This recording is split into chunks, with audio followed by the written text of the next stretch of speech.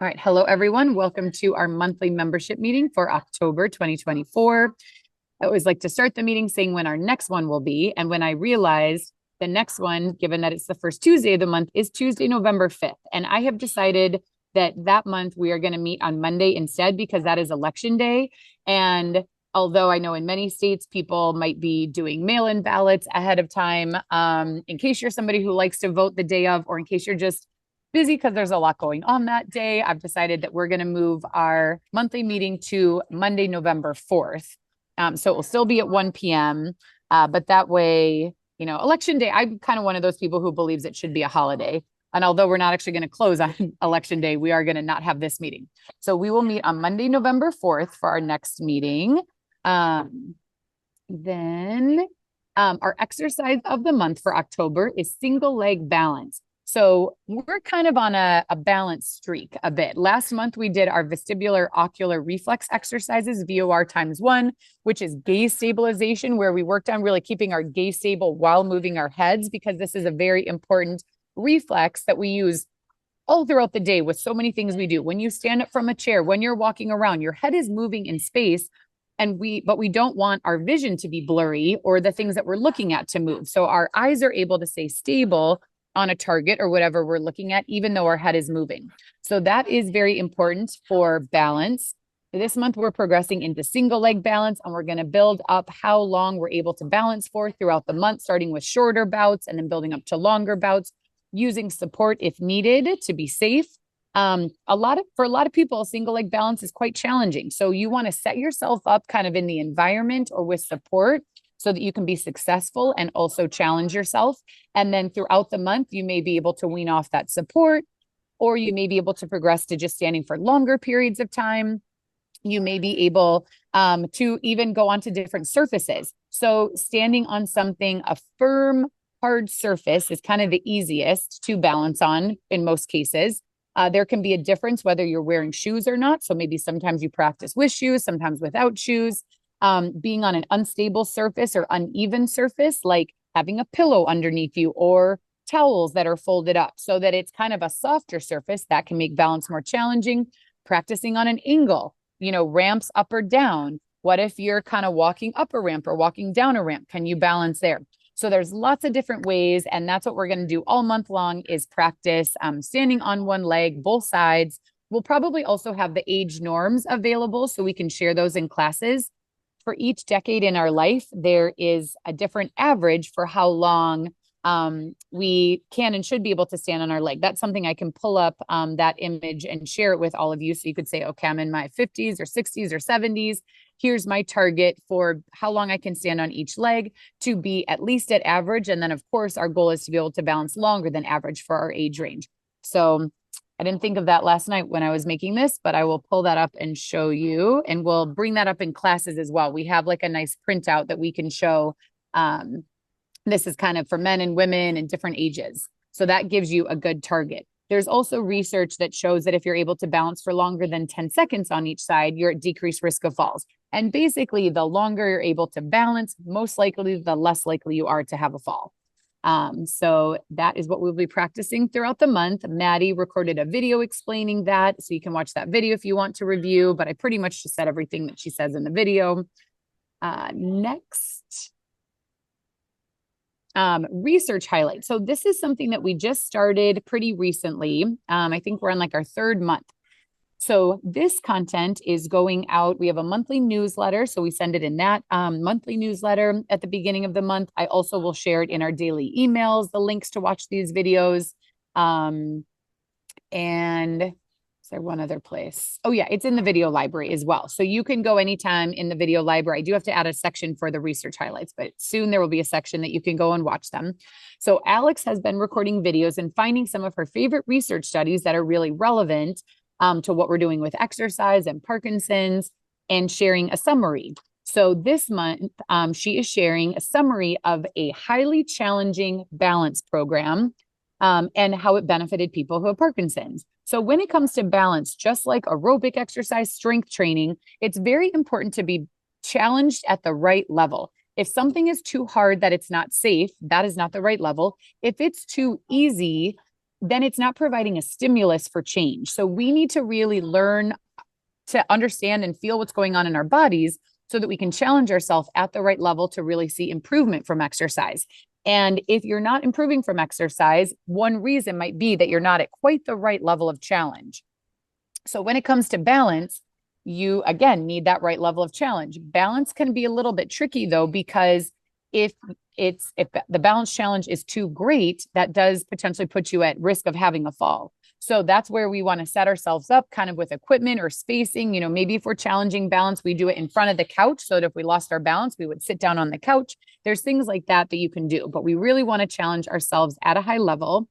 And they showed that people got better when they were challenged at the right level. So that's very, very important. I will put the video for this in case you want to watch the whole video. That'll be in the daily email tomorrow morning.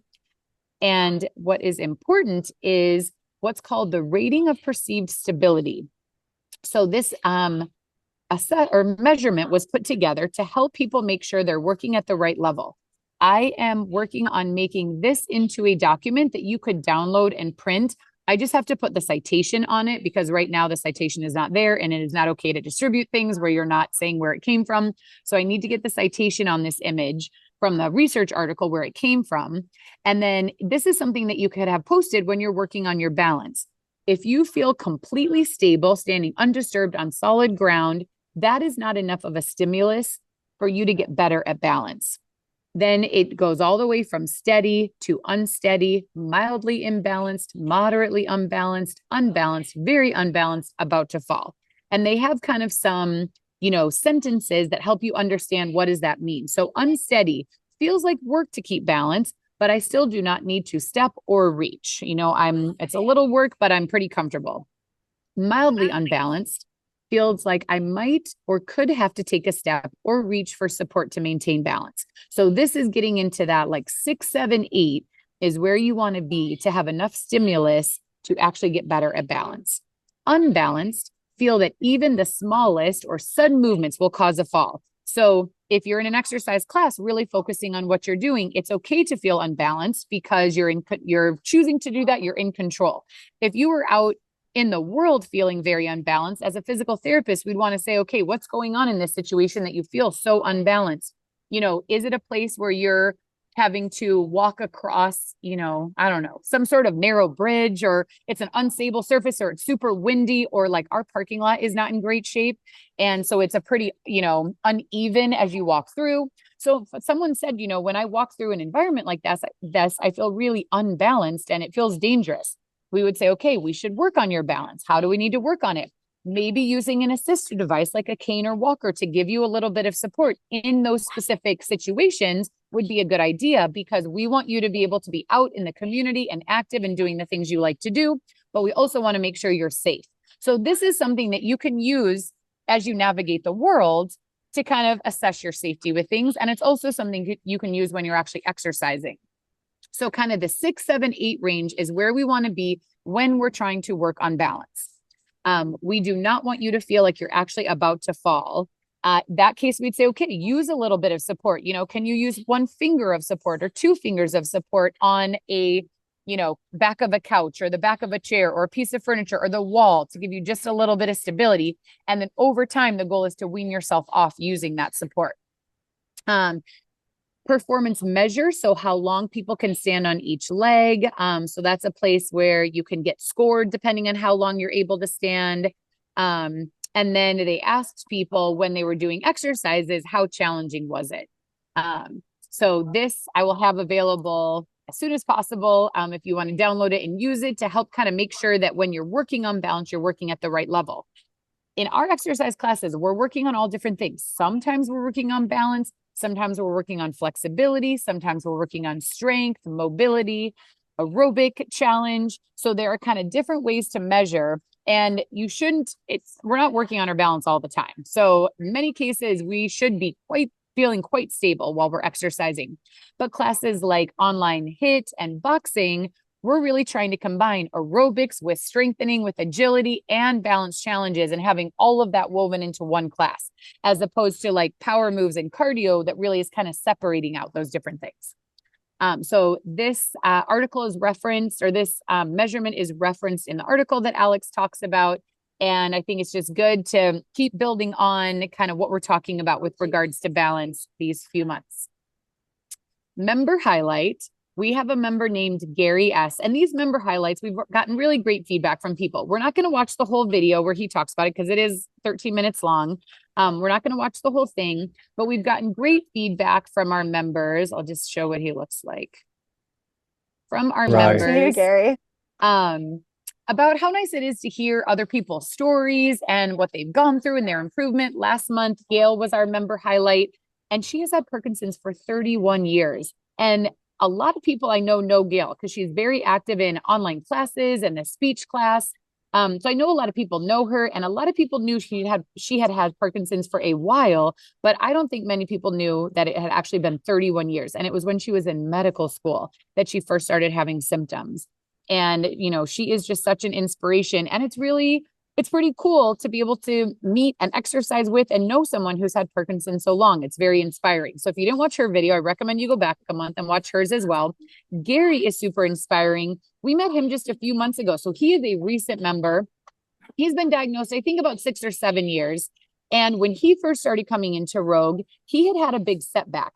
He was having some side effects from medications. He had needed to reduce medications. Therefore, they weren't helping as much with his Parkinson's, but it was helping him not have as many side effects. When he first started coming into exercise, though, he was using a walker and was pretty significantly limited in terms of his mobility.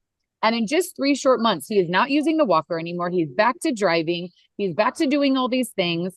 And we can never make promises. If someone uses an assistive device like a walker, sometimes that's the right thing to do and you should keep using it. But there are some cases where people use walkers or even wheelchairs, and when they start exercising or their medications get figured out, they get so much better. And I think, it's inspiring to hear that, and just to know that even if you do experience a setback at a certain point in time, it doesn't mean that that's your new normal. You can always get better and improve even when setbacks happen. So it's great to hear from him, and I'm excited to check in with him again in like a year after he's been exercising even longer, because he went through a period of time where he really was not exercising at all. So he has made big improvements with exercise, and it's been great to see. Next, our equipment highlight. This video I am going to play, but I'm going to make sure that it doesn't get loud. So we like to do an equipment highlight each month. If you're exercising with us from home, this equipment is not necessary. We don't use it in our online classes because we don't want people to have a lot of different equipment, buy things, store things. But we do also think it might be interesting just to see some of the things that we use in our classes. Every once in a while, there might be a piece of equipment you want to have. And river stones are highly relevant for balance. So here is a video going through. So river stones are, basically man-made, kind of like stones in a river, though. So slightly different sizes and shapes. And basically they're raised. So when you're walking over them, you really have to lift and judge, how much do I need to lift up my foot to get onto that target? And then you'll see they're kind of angled at the side. So when you step on it, your ankles really have to work because your heel might go down, or the side of your foot might go down, or the front of your foot. So your ankles are really having to work on balance, which is quite challenging. And what is important when you're on an uneven surface out in the real world, walking on a beach in the sand or on grass or in a parking lot that is very rocky, or if you're going for hikes. These are the kinds of exercises you want to do so that your feet and ankle are really ready to hold your balance. So we do all different things, walking through them, sometimes standing on them, sometimes stepping on and off them. At home, you could check and see out in your garden, do you have any rocks? You'd want to be careful. You may not want to walk all across them, but even doing some practice of just stepping up on one, seeing, is it uneven? Does it move a little bit? Stepping off of it. Practicing balance, you can roll up a towel and walk over like rolled up or folded up towels. They are also going to be squishy. These actually aren't squishy. These are firm, but a towel would be squishy, but also, where it's rolled up, as you step on it, your foot might come down in the front or down in the back or to the side. So there are ways that you can simulate this kind of practice at home. And we'll be talking about that, different surfaces to be on for our single leg balance. I just think it's fun to share some of the things that we like using. If you do, a lot of our members we know exercise with us online, but you may also go somewhere in the community for some exercise out of the house as well. And if there's something you see that looks particularly fun or challenging, you always could share it with where you go for, exercise or personal training or physical therapy and say, hey, I saw this fun thing. Riverstones are pretty inexpensive and we use them a lot. These ones do have kind of a rubber bottom so that they stay nice and stable. They don't slip underneath you when you're walking. So things like that are important for safety when we're using, extra balance challenges. Important dates for online classes. So we do not have any date. We don't have any closures, no holidays in October. I think there is a holiday coming up like the 14th or something. What day? What is that? Columbus Day, Indigenous Peoples Day. So that is one of the holidays that we exercise for. So we will be open on Indigenous Peoples Day. On Wednesday, the 9th is when we have the online women's group with Alex. So that's always the second Wednesday of the month. Last month, we had a guest speaker on intimacy and a psychologist. She was really great. So usually what we do when we have a speaker is we kind of go every other month so that there's like a month in between that we can debrief, chat about the things that came up, any other resources that people might want to share. And then I believe we have another speaker coming in November. And so we also kind of prepare and say, okay, this is the speaker in November. Do we want to prepare or talk about anything? I'm pretty sure we do have one. I'll have to ask Alex though, because it's not in the calendar, but we'll kind of prep for that one as well. In terms of our educational meeting for this month, okay, see a chat message coming through. Where can you buy the Riverstones? So Amazon is where we bought them. And then otherwise, like exercise stores, they're also kids, they're used like for kids and daycare a lot. So websites, if you Google Riverstones, you will probably see multiple websites where you can buy them, but Amazon is where we bought them. As there are some issues with Amazon, but they also do make things really convenient. So that's where we got ours from. And they do have kind of different sizes and shapes that are available. Then for our educational meeting this month, so stem cell research is one of the topics that we have had requests to hear more about. Stem cells are an exciting avenue of research. It is something that has been researched for decades, but for a long time when it came to stem cells, they weren't sure where in the brain exactly did they need to go. How do we get them to make dopamine and do what we want them to do? And how do we make sure it's safe and they don't grow out of control? Because that could be cancer when cells are growing out of control. So stem cells are very exciting. There's a lot of potential, but there also are some safety risks and some things that are really important to know. Stem cells are also something that can be a little bit confusing because there are places currently that are providing stem cell treatment. Usually what they're doing is putting a kind of a different type of stem cell than what's used in the brain and what's used in research. They're putting it into the bloodstream and kind of saying, okay, we expect that these stem cells are going to go to your brain and know exactly what to do. The research does not support that. So when people say, hey, I'm thinking about getting stem cells like down in Mexico or at this one clinic, I would really recommend that they talk to their neurologist. And unfortunately, right now, that type of stem cell treatment does not really have research to support it. So I would personally not recommend spending your money on what is available currently because there is not research to support it. It's a hefty investment. It's thousands of dollars. I don't know. I do know a few people who have gotten it. Some people kind of felt like it helped. Some people didn't. But there are risks. And so you want to be careful with a treatment like that. That is somewhat invasive. In the meantime, though, there are stem cell studies happening here in California at UCI. They have 2 studies happening. I believe there's some happening on the East Coast. There are some happening in Japan and Europe, and they really are making strong strides. So if it's something that you're interested in participating in the research, that might be an opportunity that you want to look into. Otherwise, I would really recommend that anyone who's interested in this as a treatment waits until there is research that really supports what should be done, how it should be done, where in your brain these stem cells should be implanted so that they have the best chance to be effective. So that's why I thought this was a really important meeting to have so that you'd get more up-to-date kind of status of where research studies are. So Dr. Nicholas Philippe is his last name. Dr. Nicholas, Phielipp. So he is going to come on and share kind of the current status in general in the field with stem cell research and the specific studies that they're doing at UCI. So that is our educational meeting for this month. We also are going to have a Medicare Part 2. So we had Medicare Part 1 in September because it's going to be open enrollment for Medicare. I believe it starts today. I think it's October 1st through a date like in November. It's open for a period of time where if you want to make changes to your medical plan with Medicare, you can. One option is to have Medicare as your primary with a supplemental insurance, or in some cases, people opt into what's called a Medicare Advantage plan, where a private insurance kind of takes over your Medicare. They often operate like an HMO, but in some cases, they also operate like a PPO. So you want to make sure that you have the best medical plan. When Medicare is a primary and you have a supplemental, that tends to be more expensive, but you also typically have more freedom in terms of where you go, which doctors you see. You don't have to have referrals for everything. You, in many cases, get better access to therapy because many therapy clinics are in network with Medicare, but they are not in network with all the different private insurances because like in California, I think there's 50 to 100 individual companies that do a Medicare Advantage plan. And especially if it's a small practice that specializes in neurologic physical therapy, they just really don't have the bandwidth to go through the process to be in network with all 50 to 100 of those companies that all have different rules and different paperwork requirements. And you sometimes have to submit for visits ahead of time. So having a Medicare Advantage in some cases can limit where you're able to go for therapy. So these are the kinds of things that you want to look into and make changes to your Medicare plan.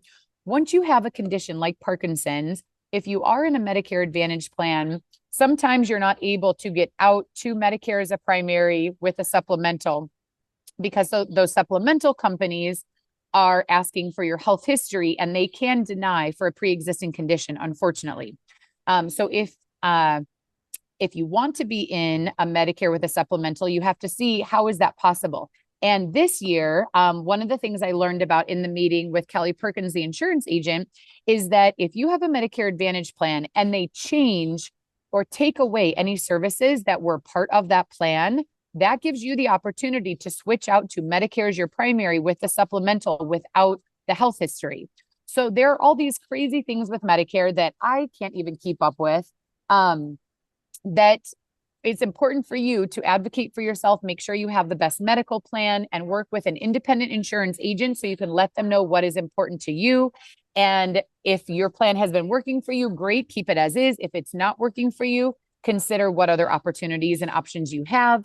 When it comes to medication as part of Medicare, when you have Medicare as your primary with a supplemental, then you have Part D for your medications and prescriptions. That is essentially a separate plan. This is also something that should be looked at every single year based on what medications you're on. If there are any medications that you want to be on in the future, that should be assessed so that you make sure you're on the best plan with the best coverage every year. This year, going into 2025, there are going to be some of the biggest changes ever when it comes to Medicare prescription drug coverage. There is a new, I don't know the name of like the law, but there's a new law coming in that is going to limit people's out-of-pocket expenses to like $2,000. So we know a lot of people with Parkinson's that take a medication like Rytary that could be like $1,000 a month. Or we know a lot of people who are spending, $5,000 to $10,000 a year on medications. So if you have Medicare, that is all supposed to be changing, but it's a brand new update and nobody really knows exactly what it means or how it's going to roll out or how it's going to work. So those updates are supposed to be rolling out right now as we speak. So when we had our meeting with Kelly, we said, okay, we're going to get together for a part 2 later in October to see, okay, now that the rollouts are happening, what is she seeing? Get more information, be able to ask her questions. That meeting will not be recorded so that she can be really free and say things that she might not say if she's being recorded. So we're going to have one more meeting with her. I have to contact her to schedule that meeting, but that will probably be like the last week of October. But I've got to double check and make sure when the open enrollment ends. I believe it's December 7th. I do think that it's basically 2 months, October, November, 2 months to make these changes, but I'll find that out for sure. I will schedule this part 2 meeting. And if you want to join, I recommend watching the part 1 that's in the video library. So you kind of have all that baseline information. Part 2 will really be to ask questions, and also to kind of look and see different medications and different systems and kind of what has changed, especially with regards to the prescription plan. So a lot of things happening that it's very important for you to have access to go where you want to go for your medical care, for physical therapy, and to have the least costly plan possible, though, but that gives you the best access. So this Medicare thing is a big deal. And the medication thing is a really big deal as well. So we will have that part too. I'll get that scheduled. So these are the save the dates for this month, not too much. Our online class schedule, not one change. We are keeping everything the same for now. Catherine has taken over the HIIT on Fridays, so that is going well. Keeping up with our speech classes, me doing power moves on Fridays. So everything is changing. If you have any requests for any changes in class, feel free to let me know, but it's kind of nice every once in a while to not have any changes happening. The only thing will be that we'll meet on Monday instead of Tuesday for November for our monthly membership meeting.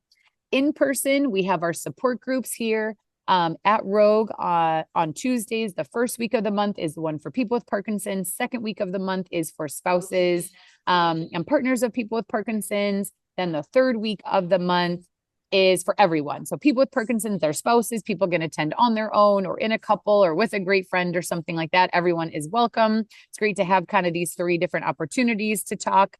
Our in-person women's group will happen on Friday, October 11th, 12:30 to 2. Alex is going to join us to discuss balance in the vestibular system.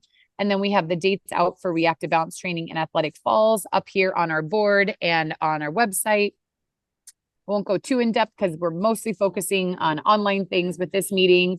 But this is our calendar with our reactive balance training, Athletic Falls, and those things that are available here. And we have things listed out, whether it's something that's happening in person or online. We're also probably going to do Spirit Week for Halloween, which online, you can all join us as well. I have to talk to the team. One time last year, I think we just dressed up one day, but the year before that, we dressed up the whole week of Halloween. And this week with Halloween being on a Thursday, we'll probably say like, Thursday is whatever you want to dress up as, or Halloween colors, orange and black and purple.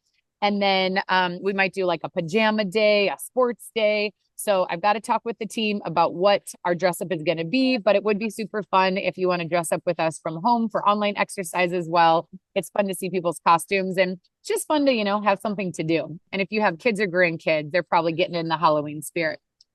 So I will be a little bit more organized about that soon. Special events, we have Jumpstart, which is a meeting for people newly diagnosed that we're hosting here at Rogue on October 12th. So if you are recently diagnosed or you know anyone who is in the area, feel free to tell them about it. Future educational meetings. So this month we've got stem cells coming up. November, Stephanie is going to join to discuss our class, the speech and more class. She has done a couple educational meetings in the past, but like in 2020, 2021, it's been a number of years. And the class has really evolved in terms of what she's including in the class, what's getting worked on. So I asked her to do an educational meeting where she really goes through and talks about what is happening in the class and why, and what people's feedback has been and what the research says, really based on kind of the format of our class. So I think that will be a great meeting for anyone who is curious about the speech class. For one, you can join anytime. You can just jump in the class. Everyone is very welcoming. She explains things as she goes along. And the speech class, I really think, is one of the best things you can do to keep your breathing and swallowing and communication strong, which is super important. But it's also fun to, have a meeting where we really go through and talk about why we're doing everything we're doing. So I'm going to confirm the exact date with her. In December, we will have a neuropsychologist coming on to talk about neuropsychology, the in-depth cognitive testing that can happen, that is helpful for some people. That will be December. And then these ones I'm working on, bone health, dystonia and dyskinesia, new treatments in the pipeline, neuro-ophthalmologist, sleep, balance and vestibular. Mucuna pruriens was one we were going to cover in October with Tanya, but then she's been really busy. She's actually in Pennsylvania right now for the Movement Disorder Society meeting. She has a poster she's presenting. So I will get her rescheduled ASAP. We might, since we already have the Medicare second meeting in October, it might be in November. We might do 2 meetings and see if Tanya can join us to talk about mucuna then. So these are all the ones that I am working on scheduling out kind of month by month and getting, good speakers to present on them, depending on the topic. So that is all I have. I'm gonna stop the share and I'll stop the recording for anyone who is watching the recording, and I'll open it up for any questions or discussion.